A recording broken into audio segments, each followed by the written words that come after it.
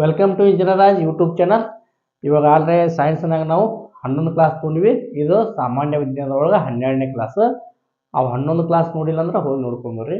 Okay, ಇನ್ನೊಂದು ಏನಪ್ಪ ಅಂತಂದ್ರೆ, ನೀವು ಯಾವುದೋ ಎಕ್ಸಾಮ್ ಪ್ರಿಪ್ರೇಷನ್ ಮಾಡ್ತಾ ಇದ್ರೆ ಹಳೆ ಯಾವುದಾದ್ರೂ ಕ್ವಶನ್ ಪೇಪರ್ ತೆಗೆದು ನೋಡ್ರಿ. ಹಳೆ ಕ್ವಶನ್ ಪೇಪರ್ ತೆಗೆದು ನೋಡಿದಾಗ ನಿಮಗೆ ಯಾವುದಾದ್ರೂ ಒಂದು ಕ್ವಶನ್ ಸೈನ್ಸ್ ಒಳಗಡೆ ಬರ್ತಾ ಇಲ್ಲ ಅಂತಂದ್ರೆ ನಿಮ್ಮ ಓದು ಪರಿಪೂರ್ಣ ಆಗಿಲ್ಲ ಅಂತಲೇ ಅರ್ಥ.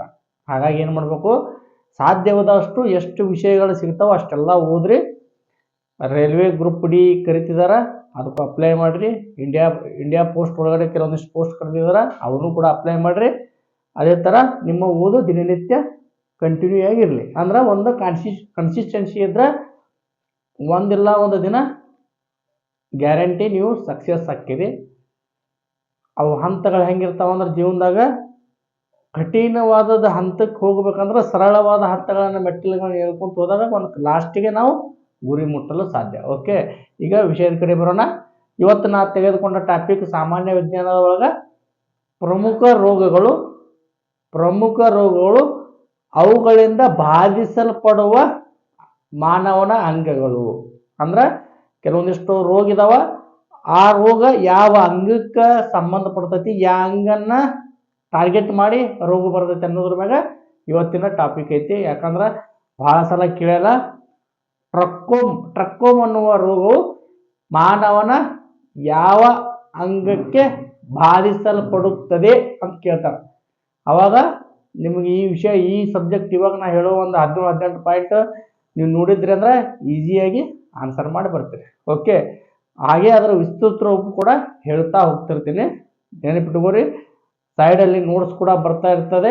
ಆ ನೋಟ್ಸ್ ಕೂಡ ನೀವು ನೋಟ್ ಮಾಡಿ ನಿಮ್ಮ ಸೈನ್ಸ್ ಬುಕ್ಕಲ್ಲಿ ಮಾಡ್ಕೊಂಡು ಇಟ್ಕೊಂಡಿರಿ. 11 ಕ್ಲಾಸ್ನಾಗೂ ಹಾಗೆ ನೋಟ್ಸ್ ಸೈಡ್ ಬರ್ತಾ ಇದೆ.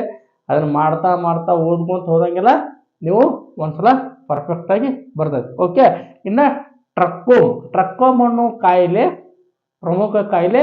ಇದು ಯಾವುದು ಕಣ್ಣಿಗೆ ಬಾಧಿಸಲ್ಪಡುತ್ತದೆ. ಅಂದ್ರೆ ಕಣ್ಣಿಗೆ ಟಾರ್ಗೆಟ್ ಮಾಡಿ ಇದು ಮಾಡ್ತೈತಿ.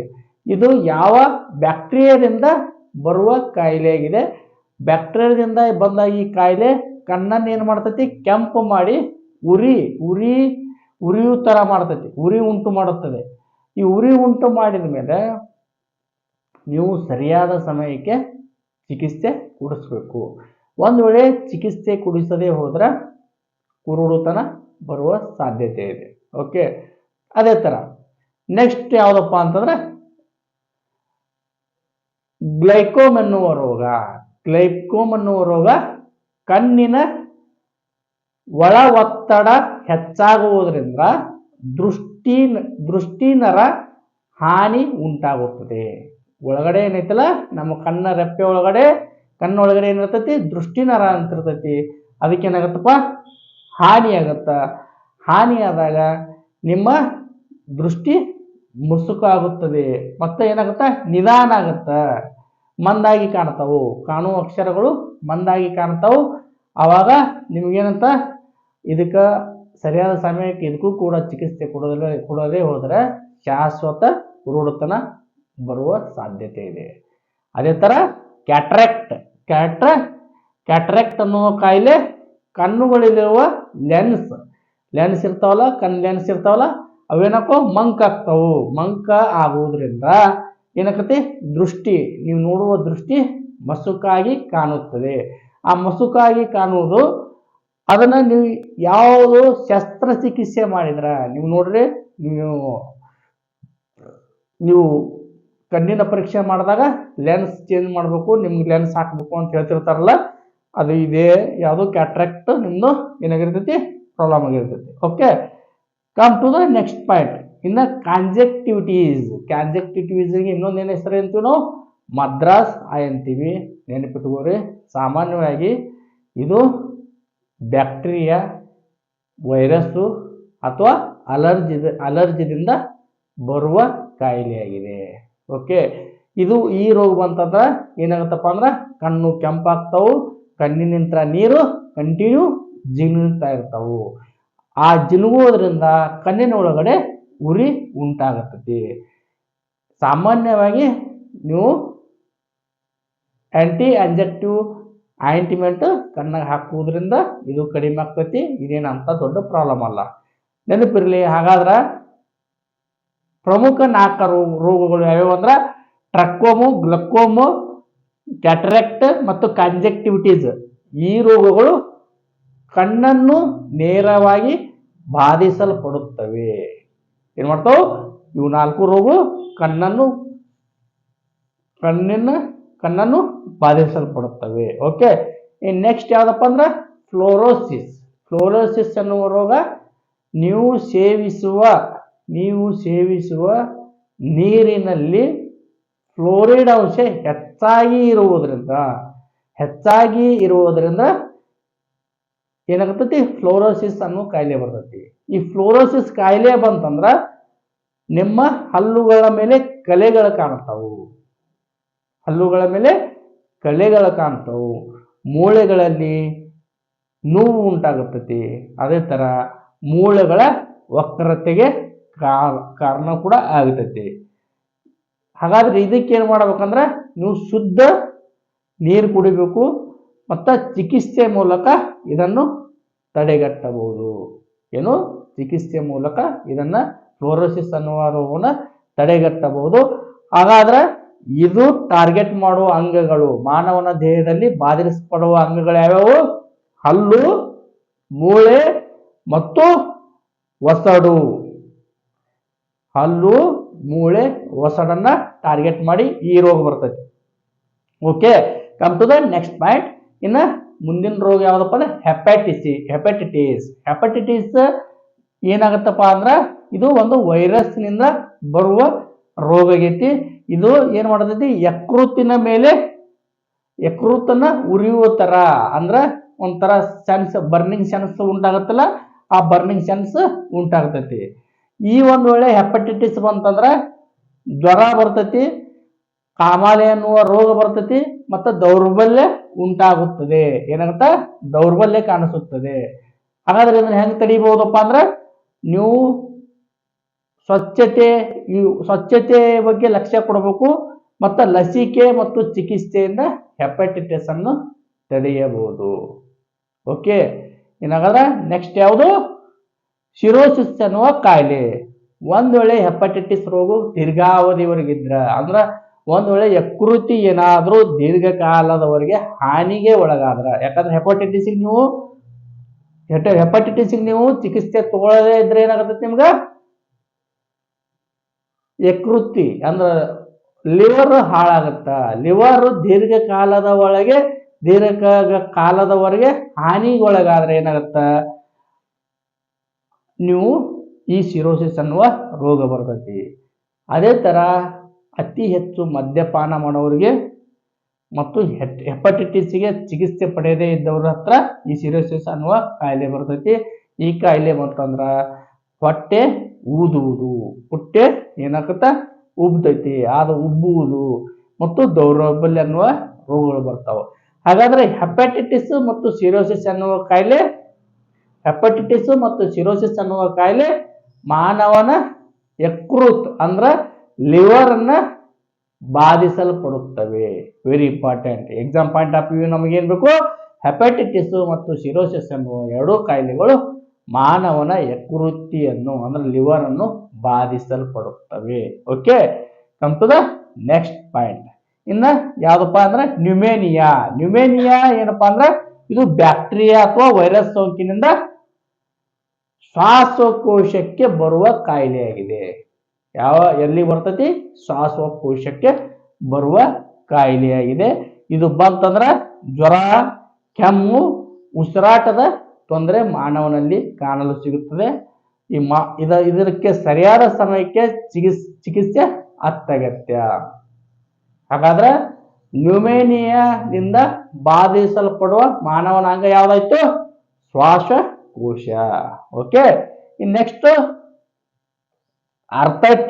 ಅರ್ಥೈಟಿಸ್ ಅನ್ನುವ ರೋಗವು ಇದು ಒಂದು ಸಂಧಿಗಳ ರೋಗ. ಸಂಧಿ ಅಂದ್ರ ಜಾಯಿಂಟ್ಸ್ ಇರ್ತಾವಲ್ಲ, ಮಾನವನಲ್ಲಿ ಜಾಯಿಂಟ್ಸ್ ಇರ್ತಾವಲ್ಲ, ಜಾಯಿಂಟ್ಸ್ಗೆ ಬರುವಂತ ರೋಗ ಆಗೈತಿ. ಈ ರೋಗ ಬಂತಂದ್ರ ವಿಪರೀತ ನೋವು ಮತ್ತು ಊತ ಉಂಟಾಗತೈತಿ, ಮತ್ತ ಮಾನವನ ಚಲನೆಗೆ ತೊಂದರೆ ಕೂಡ ಆಗತ್ತ. ಇದಕ್ಕೆ ಮೂಲ ಕಾರಣ ಏನಿರ್ಬೋದು ಅಂದ್ರೆ ಕೆಲವು ಬಾರಿ ವಯಸ್ಸಾಗಿದ್ದು ಕೂಡ ಕಾರಣವಾಗಿರ್ಬೋದು, ಇಲ್ಲ ಅಂತಂದ್ರೆ ಕೆಲವು ಸಾರ ಸೋಂಕಿನಿಂದ ಕೂಡ ಈ ರೋಗ ಬರ್ತೈತಿ. ಇನ್ನೊಂದು ಯಾವ್ದಪ್ಪ ಅಂದ್ರೆ ಇನ್ನೊಂದು ರೋಗ ಯಾವುದು, ರೊಮ್ಯಾಟಿಸಮ್ ಅನ್ನುವ ಕಾಯಿಲೆ ಸಂಧಿ ಮತ್ತು ಸ್ನಾಯು ಸಂಪರ್ಕ ಕೋಶಗಳಲ್ಲಿ ನೋವನ್ನು ಉಂಟು ಮಾಡುತ್ತದೆ. ನೋವನ್ನು ಏನು, ಸಂಧಿ ಮತ್ತು ಸಂಪರ್ಕ ನರಗಳಲ್ಲಿ ಸಂಧಿಗಳ ರೋಗ ಉಂಟು ಮಾಡುತ್ತದೆ. ಈ ನೋವು ಉಂಟು ಮಾಡೋದ್ರಿಂದ ಏನಾಗತ್ತಪ್ಪ ಅಂದ್ರೆ ಮನುಷ್ಯನಿಗೆ ನಡೆಯೋದಕ್ಕೆ ಕಷ್ಟ ಆಗ್ತೈತಿ. ಇದಕ್ಕೂ ಪ್ರಮುಖ ಕಾರಣ ಏನಪ್ಪಾ ಅಂದ್ರ ಚಳಿ ಅಥವಾ ಸೋಂಕು ಪ್ರಮುಖ ಕಾರಣ ಆಗಿರ್ಬೋದು. ತಿಳ್ಕೊರಿ, ಕೆಲವು ಬಾರಿ ನಿಮ್ಗ ಚಳಿಗಾಲದಲ್ಲಿ ಮಧ್ಯ ವಯಸ್ಕರಿಗೆ ಮೊಣಕಾಲು ನೋವು ಬಂದಂಗೆ ಆಗ್ತೈತಿ. ಮೊಣಕಾಲು ನೋವು ಬರಲು ಕಾರಣ ಏನಪ್ಪಾ ಅಂದ್ರ ಆ ಚಳಿ ಆಗಿರ್ತೈತಿ, ಮತ್ತೇನಿಲ್ಲ. ಕೆಲವೊಂದಿಷ್ಟು ದಿನದಲ್ಲಿ ತನ್ನ ಪುಸ್ತಕ ಹೋಗ್ತೈತಿ. ಹಾಗಾದ್ರೆ ಅರ್ಥೈಟಿಸ್ ಮತ್ತು ರೊಮ್ಯಾಟಿಸ್ ಅನ್ನುವ ರೋಗವು ಮಾನವನ ಸಂದು ಮತ್ತು ಕೀಲುಗಳಿಗೆ ಬಾಧಿಸಲ್ಪಡುವ ಪ್ರಮುಖ ರೋಗವಾಗಿದೆ. ಓಕೆ, ಇದು exam point of view very important. ಇನ್ನು ನೆಕ್ಸ್ಟ್ ಯಾವುದು, ಅಸ್ಟಿಯೋಫೋರೋಸಿಸ್ ಅನ್ನೋದು ಏನಪ್ಪಾ ಅಂದ್ರೆ ಮೂಳೆಗಳು ದುರ್ಬಲ ಆಗಿ ಸುಲಭವಾಗಿ ಮುರಿಯುತ್ತವೆ. ಮೂಳೆಗಳು ಏನಾಗ್ತಾವು, ಸುಲಭವಾಗಿ ಮುರಿಯುತ್ತವೆ. ಇದು ಯಾರೆಲ್ಲಿ ಹೆಚ್ಚಿಗೆ ನೀವು ನೋಡ್ತೀರ ಅಂದ್ರೆ ವಯಸ್ಸಾದವರಲ್ಲಿ ಮೂಳೆಗಳು ಆಲ್ರೆಡಿ ಏನಾಗಿರ್ತಾವು, ದುರ್ಬಲ ಆಗಿರ್ತಾವು. ಅವರು ಯಾವುದೇ ಕಾರಣಕ್ಕೆ ನಡೆಯುವಾಗ ಅಥವಾ ಮನೆಯಲ್ಲಿ ಎಡವಿ ಬಿದ್ದಾಗ ಮೂಳೆಗಳು ಮುರಿದಿರುವಂತ ಉದಾಹರಣೆಗಳ ನೀವು ನೋಡಿರ್ತೀರಿ. ಓಕೆ, ಇದು ಎದಕ್ಕೆ ಆಗ್ತೈತಪ್ಪ ಅಂದ್ರೆ ಪ್ರಮುಖ ಕಾರಣ ಕ್ಯಾಲ್ಸಿಯಂ ಕೊರತೆ ಮತ್ತು ವಯಸ್ಸು ಆಗಿರುತ್ತದೆ. ಒಂದು ವೇಳೆ ವಯಸ್ಸು ಜಾಸ್ತಿ ಆಗಿದ್ದಾಗ ಮತ್ತು ಮಾನವ ಸೇವಿಸುವ ಆಹಾರದಲ್ಲಿ ಕ್ಯಾಲ್ಸಿಯಂ ಪ್ರಮಾಣ ಕಡಿಮೆ ಇದ್ದಾಗ ಈ ತರ ರೋಗ ಬರ್ತೈತಿ. ಇನ್ನು ನೆಕ್ಸ್ಟ್ ಯಾವ್ದಪ್ಪ ಅಂದ್ರೆ ರಿಕೆಟ್ಸ್ ಬಗ್ಗೆ ಆಲ್ರೆಡಿ ನಾನು ನಿಮ್ಗೆ ವಿಸ್ತೃತವಾಗಿ ವಿಟಮಿನ್ಸ್ ಬಗ್ಗೆ ಹೇಳಿದ್ದೀನಿ. ವಿಟಮಿನ್ ಡಿ ಕೊರತೆಯಿಂದ ರಿಕೆಟ್ಸ್ ಅನ್ನುವ ಕಾಯಿಲೆ ಯಾರಲ್ಲಿ ಬರ್ತೈತಿ, ಮಕ್ಕಳಲ್ಲಿ ಹೆಚ್ಚಾಗಿ ಕಂಡು ಬರುವ ರೋಗ ಆಗೈತಿ. ಈ ರೋಗ ಏನ್ ಮಾಡ್ತೈತಿ ಅಂದ್ರ ಮೂಳೆಗಳನ್ನ ಮೃದು ಮಾಡ್ತೈತಿ. ರಿಕೆಟ್ಸ್ ಬಂತಂದ್ರ ಆ ಮಗುವಿನ ಚಿಕ್ಕ ಮಕ್ಕಳ ಮೂಳೆಗಳು ಮೃದುವಾಗಿ ವಕ್ರವಾಗಿ ಬೆಳವಣಿಗೆ ಆಗ್ತಾವು. ಅದಕ್ಕೆ ನಾ ಏನ್ ಹೇಳಿ ನಿಮ್ಗ, ಚಿಕ್ಕ ಮಕ್ಕಳನ್ನ ಆದಷ್ಟು ಎಳೆ ಬಿಸಿಲಿನಲ್ಲಿ ಬೆಳಿಗ್ಗೆ ಸೂರ್ಯನ ಬೆಳಕಿನಲ್ಲಿ ಮಕ್ಕಳನ್ನ ವಿದೌಟ್ ಡ್ರೆಸ್ ಕೆಲವು ಸಮಯ ಮಲಗಿಸ್ಬೇಕು. ಅವಾಗ ವಿಟಮಿನ್ ಡಿ ರಿಚ್ ಆಗಿ ಆ ಮಗುವಿನ ದೇಹದಲ್ಲಿ ಸೇರ್ತೈತಿ. ಅವಾಗ ಮಗು ದಷ್ಟಪುಷ್ಟವಾಗಿ ಸರಿಯಾದ ಮೂಳೆಗಳು ಬೆಳವಣಿಗೆ ಆಗತೈತಿ ಅಂತ ಈಗ ಆಲ್ರೆಡಿ ನಾ ವಿಟಮಿನ್ಸ್ ಕ್ಲಾಸ್ ಅಲ್ಲಿ ಹೇಳಿದ್ದೀನಿ. ಹಾಗಾದ್ರೆ ಆಸ್ಟಿಯೋಪೊರೋಸಿಸ್ ಮತ್ತು ರಿಕೆಟ್ಸ್ ಅನ್ನುವ ಕಾಯಿಲೆ ಮಾನವನ ಮೂಳೆಗಳಿಗೆ ಬಾಧಿಸಲ್ಪಡುವ ರೋಗಗಳಾಗಿವೆ. ಓಕೆ, ಇದು exam point of view very important. Next ಯಾವುದು, ಪೋಲಿಯೋ. ಈ ಪೋಲಿಯೋ ಅನ್ನೋದು ಏನಪ್ಪಾ ಅಂದ್ರೆ ವೈರಸ್ ಸೋಂಕಿನಿಂದ ಬರುವ ರೋಗ ಆಗೈತಿ. ಇದೇನ್ ಮಾಡ್ತೈತಪ್ಪ ಅಂದ್ರ ನರಮಂಡಲವನ್ನು ಬಾಧಿಸಿ ನರಮಂಡಲಕ್ಕೆ ತೊಂದರೆ ಕೊಟ್ಟು ಅಂಗವಿಕಲತೆಗೆ ಕಾರಣ ಆಗತೈತಿ. ಈ ಅಂಗವಿಕಲತೆಗೆ ಕಾರಣ ಆಗ್ತೈತಿ. ಆದ್ರೆ ತಿಳ್ಕೋರಿ, ಇದನ್ನ ಲಸಿಕೆಯಿಂದ ಸಂಪೂರ್ಣವಾಗಿ ತಡೆಯಬಹುದು. ಹಾಗಾಗಿ ಇದು 90s ಮತ್ತು 2000 ಆಸ್ಪಾಸಿನಲ್ಲಿ ಹೆಚ್ಚಿನ ಪ್ರಮಾಣದಲ್ಲಿತ್ತು. ಆದರೆ ಇವಾಗ ಭಾರತದಲ್ಲಿ ಪೋಲಿಯೋ ಮುಕ್ತವಾಗಿ ಘೋಷಣೆ ಆಲ್ರೆಡಿ ಆಗಿದೆ. ಇದನ್ನ ಲಸಿಕೆ ಮುಖಾಂತರ ತಡೆಯಬಹುದು. ಈ ಪೋಲಿಯೋ ಅನ್ನುವ ಕಾಯಿಲೆ ಎಲ್ಲಿ ಬರ್ತೈತಿಪ್ಪ ಅಂದ್ರ ಕೈ ಕಾಲಿಗೆ ಬರ್ತೈತಿ. ಮನುಷ್ಯರ ಕೈ ಕಾಲಿಗೆ ಅವ್ರದ್ದು ಕೈಕಾಲು ಶಕ್ತಿಯನ್ನ ಕಳೆದುಕೊಂಡ್ಬಿಡ್ತಾವು. ಅದಕ್ಕೆ ಬಾಧಿಸಲ್ಪಡುವಂತ ರೋಗ. ನೆಕ್ಸ್ಟ್ ಯಾವ್ದಪ್ಪ ಅಂದ್ರ ಮೆನಿಟೈಸಿಸ್ ಅನ್ನುವ ರೋಗ ಮೆದುಳು ಮತ್ತು ನರಮಂಡಲಕ್ಕೆ ಸೋಂಕು ಉಂಟಾಗುವ ರೋಗ ಆಗೈತಿ. ಮೆದುಳು ಮತ್ತು ನರಮಂಡಲಕ್ಕೆ ಸೋಂಕು ಉಂಟು ಮಾಡುವ ರೋಗ ಆಗೈತಿ. ಜ್ವರ, ತಲೆನೋವು ಮತ್ತು ಕತ್ತು ಹಿಡಿಯುವ ಲಕ್ಷಣಗಳ ಈ ರೋಗದಾಗ ಕಾಣ್ತೀವಿ ನಾವು. ಸಮಯಕ್ಕೆ ಸರಿಯಾದ ಚಿಕಿತ್ಸೆ ಅಗತ್ಯ ಐತಿ. ಈ ಮೆನಿಟೈಸಿಸ್ ರೋಗ ಯಾವ್ದಕ್ಕೆ ಬಾಧಿಸ್ತೈತಿ ಅಂತಂದ್ರ ಮೆದುಳನ್ನು ಟಾರ್ಗೆಟ್ ಮಾಡುತ್ತೈತಿ, ಬಾಧಿಸಲ್ಪಡುತ್ತದೆ, ಮೆದುಳನ್ನು ಬಾಧಿಸಲ್ಪಡುತ್ತದೆ. ನೆಕ್ಸ್ಟ್ ಯಾವುದು? ಡಯಾಬಿಟಿಸ್. ಡಯಾಬಿಟಿಸ್ ಬಗ್ಗೆ ಆಲ್ರೆಡಿ ಒಂದು ಕ್ಲಾಸಲ್ಲಿ ಹೇಳಿದ್ದೀನಿ. ಮಾನವ ರಕ್ತದಲ್ಲಿ ಸಕ್ಕರೆ ಅಂಶ ಅಧಿಕ ಪ್ರಮಾಣದಲ್ಲಿದ್ದಾಗ ಡಯಾಬಿಟಿಸ್ ಅನ್ನುವ ರೋಗ ಬರ್ತೈತಿ.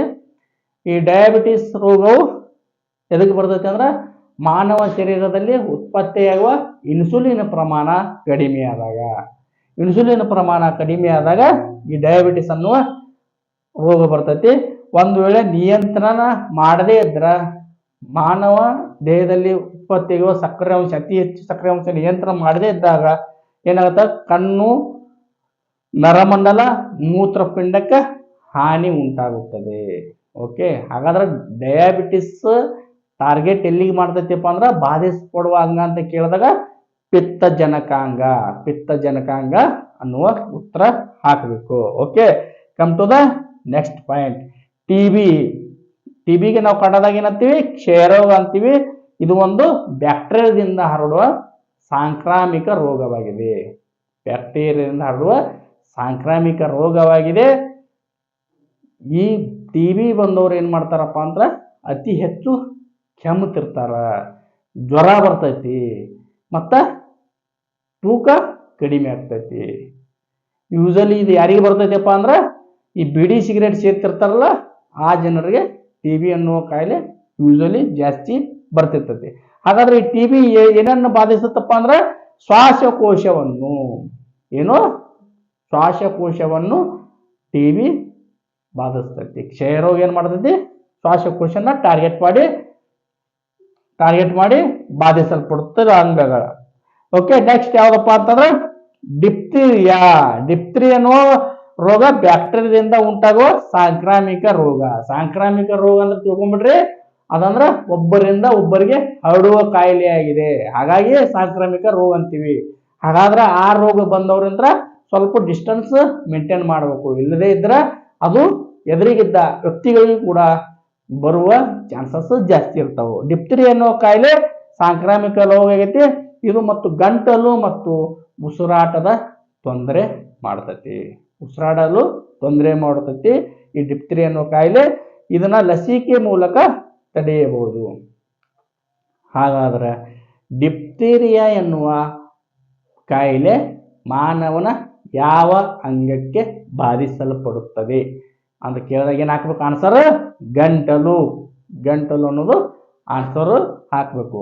ಇದು ಒಂದು 17 ಪಾಯಿಂಟ್ಸ್ ಏನು ಹೇಳಿದಿನಲ್ಲ, ಕೆಲವೊಂದು ಎಕ್ಸಾಮ್ಗಳಲ್ಲಿ ಕೇಳಿದಾರೆ. ಹಾಗಾಗಿ ಕಾಯಿಲೆ ಮತ್ತು ಅದನ್ನು ಬಾಧಿಸಲ್ಪಡುವ ಅಂಗಗಳು ಸಮ್ಮರಿ ನೀವು ನೋಡ್ತಾ ಇದ್ದೀರಿ. ಈ ಸಮ್ಮರಿ ಇದೆಯಲ್ಲ, ಇದನ್ನಷ್ಟೇ ಬರ್ಕೊಂಡು ಇಟ್ಕೊಂಡ್ರು ಕೂಡ ನಿಮಗೆ ಎಕ್ಸಾಮ್ನಲ್ಲಿ ಹೆಲ್ಪ್ ಆಗೋ ಚಾನ್ಸ್ ಐತಿ. ಹಾಗಾಗಿ ಸೈನ್ಸನ್ನ ಎಷ್ಟು ಓದಿದ್ರು ಕಡಿಮೆನ. ಅದಕ್ಕೆ ನೀವೇನು ಮಾಡ್ರಿ, ನಿಮ್ಗೆ ಯಾವ್ಯಾವ ಗೊತ್ತಿರಂಗಿಲ್ಲಲ್ಲ ಅದನ್ನ ಇನ್ನೂ ಡೆಪ್ತ್ ಆಗಿನ ಓದ್ತಾ ಹೋಗ್ಬೇಕು. ಮತ್ತೆ ಮುಂದಿನ ಕ್ಲಾಸಿನಲ್ಲಿ ಸಿಗ್ತೀನಿ. ಅಲ್ಲಿವರೆಗೂ ಧನ್ಯವಾದಗಳು.